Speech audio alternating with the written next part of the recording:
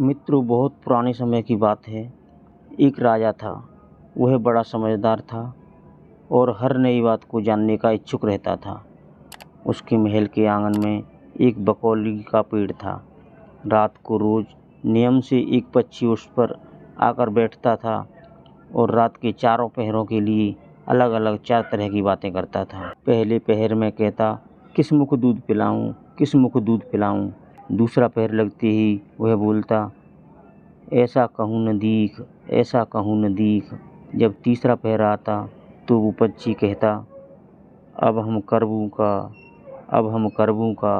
और जब चौथा पहर शुरू होता तो फिर कहता, सब बम्मन मर जाएं, सब बम्मन मर जाएं। राजा रोज रात को जागकर पक्षी के मुख से चारों पहरों की अलग अलग बातें सुनता।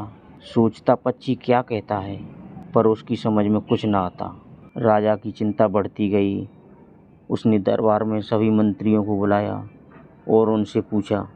मंत्रियों को कोई जवाब समझ में नहीं आया। वे सब उसका अर्थ निकालने में असफल रहे। फिर राजा ने हार कर अपने पुरोहित को बुलाया, उसे सब हाल सुनाया और उस पक्षी के प्रश्नों का उत्तर पूछा। पुरोहित भी एक साथ उत्तर नहीं दे सका। उसने कुछ समय की मोहलत मांगी और चिंता में डूबा हुआ घर चला आया। उसके सिर में राजा की पूछी गई चारों बातें बराबर चक्कर काट रही थीं। वह बहुत सोचता, पर उसे कोई जवाब न सूझता। अपने पति को हैरान देखकर ब्राह्मणी ने पूछा, तुम इतनी परेशान क्यों दिखते हो, मुझे बताओ बात क्या है।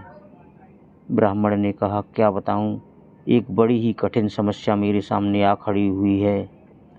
राजा के महल का जो आंगन है, वहाँ रोज रात को एक पक्षी आता है और चारों पहरों में नित्य नियम से 4 अलग अलग बातें कहता है।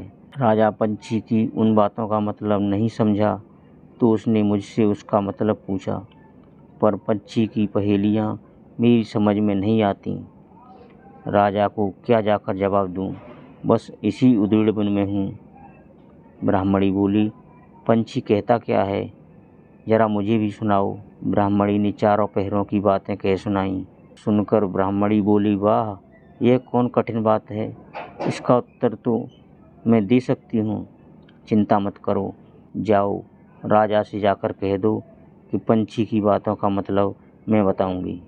ब्राह्मण राजा के महल में गया और बोला, महाराज, आप जो पंछी के प्रश्नों का उत्तर जानना चाहते हैं उनको मेरी स्त्री बता सकती है। पुरोहित की बात सुनकर राजा ने उसकी स्त्री को बुलाने के लिए पालकी भेजी। ब्राह्मणी आ गई। राजा रानी ने उसे आदर से बिठाया।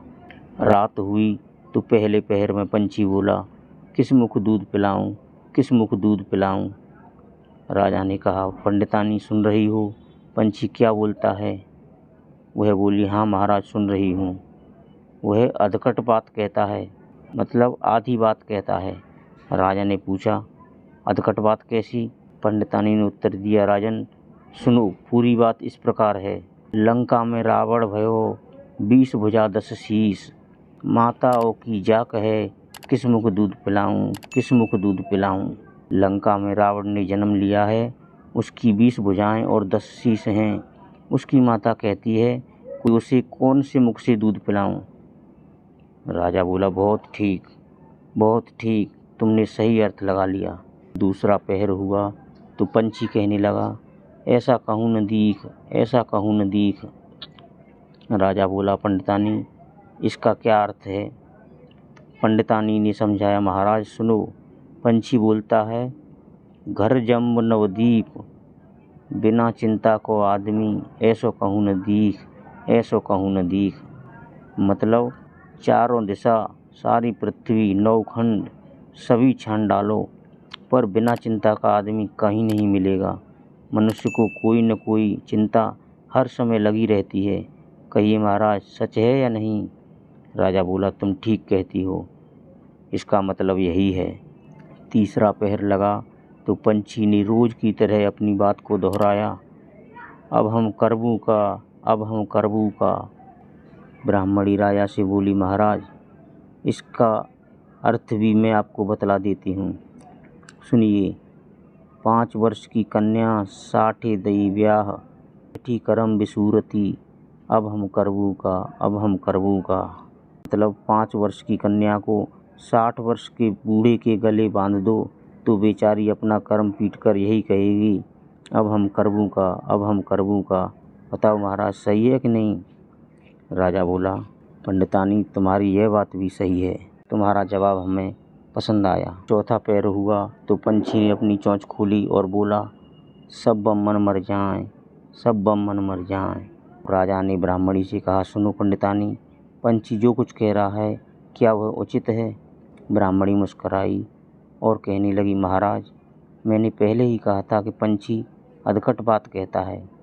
वह तो ऐसे ब्राह्मणों को मरने की बात कहता है जो विश्वासंगत जो करें, सुरा मांस जो खाएं, बिना सपरे भोजन करें, वे सब बम्मन मर जाएं, वे सब बम्मन मर जाएं। यानी कि जो ब्राह्मण वेश्या की संगत करते हैं, सुरा और मांस का सेवन करते हैं और बिना स्नान किए भोजन करते हैं, वे सब ब्राह्मणों का मर जाना ही उचित है।